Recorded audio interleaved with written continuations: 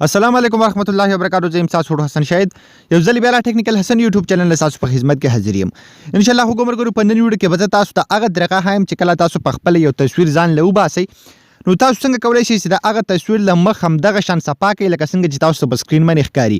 یعنی چې په تصویر کې تاسو مخ ډیر زیات کلیر نه راځي، صفا نه راځي، په هغې باندې مطلب داغونه راځي یا بل څه وجه کیدای شي. نو تاسو څنګه کولای شئ چې ډیر زیات په اسانه طریقه باندې خپل تصویر دغه شان صفا کړئ لکه څنګه چې تاسو په سکرین باندې ښکاري. تاسو دلته د یو تصویر ته وګورئ او بیا د یو تصویر ته وګورئ. نو کوم دا تصویر چې کوم دی نو دا به تاسو د مخې هم دغه شان صفا کوم لکه څنګه چې دا یو دی. نو ډیر زیات د کمال اپلیکیشن دی او تاسو کولای شئ چې د دې په مدد سره خپل تصویران ډیر زیات زبردست او ښکلي جوړ کړئ. نو دې لپاره سمپل یو اپلیکیشن دی په یوټیوب کې تاسو ته په ډسکرپشن کې لینک میلاو شي او کوم ملګري چې فیسبوک کې زموږ ویډیو ګوري نو سمپل تاسو ته د ویډیو د پاسه یو لینک میلاو شي. سمپل هم دغه اپلیکیشن په خپل موبایل کې اوپن کړئ. کله چې تاسو ډاونلوډ کو تاسو ته ښکاري نو سمپل دا به داسې کولاو کوئ. کله چې تاسو دغه اپلیکیشن کولاو کوئ دې کې پیکچر راشي سمپل دا به تاسو داسې سکپ کوئ ایکسپټ.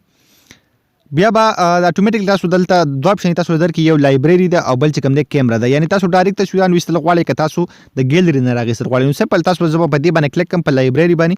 یعنی زه به د ګیلري نه یو تصویر راوالم نو تاسو ته ښکاري سمپل دا پرمیشن به تاسو دې له ورکئ. اوس دې ځای کې به زه لاړ شم او هماغه تصویر به وګورم کوم تصویر چې ما هلته راغستی و. نو تاسو ته ښکاري ما هغه تصویر چې کوم دی دلته راواغېستو نو سمپل تاسو یو کلیک ورکئ.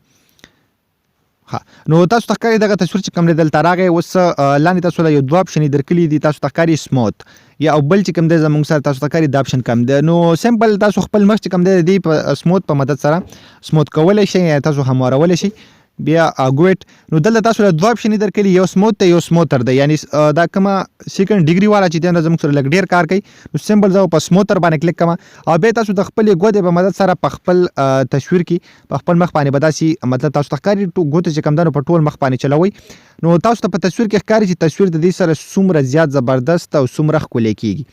تاسو ته په سکرین باندې ښکاري چې دې سره تصویر څومره بدلېږي. تاسو ته ښکاري څومره په زبردست طریقه باندې بالکل ډیر زیات په اسانه طریقه باندې تاسو کولی شئ چې په دې باندې تصویر ډیر زیات زبردست جوړ کړئ.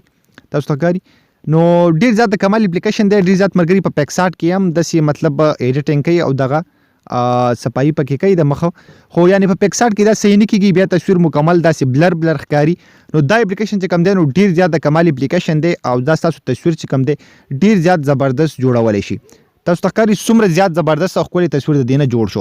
اوس که تاسو کوم ځای غلط مطلب هموار کړی وي نو سمپل هغه به تاسو دلته د ایریزر نه واپس تاسو رانولی شئ. نو زه واپس په ایریزر باندې کلیک کوم او زه واپس هم دا تصویر مخکینی کنډیشن ته بوځم. نو تاسو ته ښکاري دا به اوس ډېر زیات مطلب بیکاره ښکاري. تاسو ته ښکاري زه دا واپس مطلب هغه خپل مخکینی حالت ته بوځم.